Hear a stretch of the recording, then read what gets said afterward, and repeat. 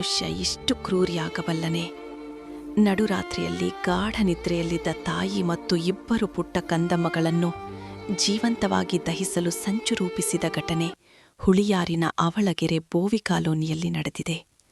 ಮನುಕುಲವೇ ತಲೆ ತಗ್ಗಿಸುವಂತೆ ಕಿಡಿಗೇಡಿಗಳು ನಡೆಸಿದ ಈ ಕೃತ್ಯದ ಕಥೆ ಕೇಳಿದರೆ ಎದೆ ನಡುಗುತ್ತದೆ.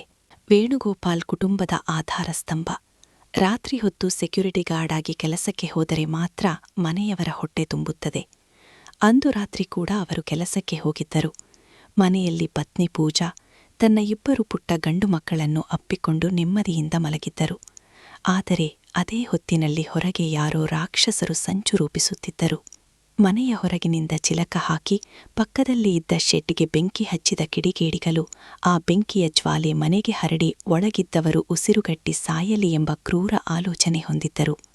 ಬೆಂಕಿಯ ಕೆನ್ನಾಲಿಗೆ ಚಾಚತೊಡಗಿದಾಗ ಶಾಖಕ್ಕೆ ಎಚ್ಚರಗೊಂಡ ಪೂಜಾ ಅವರು ಹೊರಬರಲು ಪ್ರಯತ್ನಿಸಿದಾಗ ಮನೆಯ ಚಿಲಕ ಹೊರಗಿನಿಂದ ಹಾಕಲಾಗಿತ್ತು.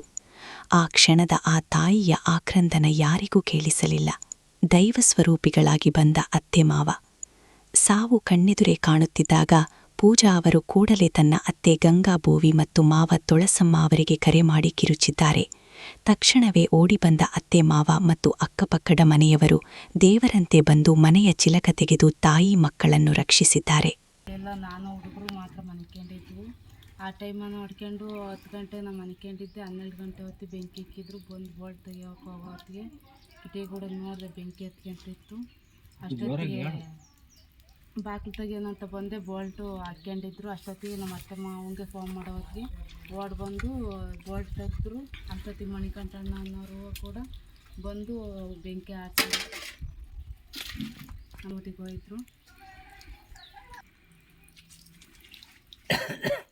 ನಾವು ರಾತ್ರಿ 12 ಗಂಟೆ ತೋಟದ ಮನೆಯಲ್ಲಿ ಮನೆಗಿದ್ವು.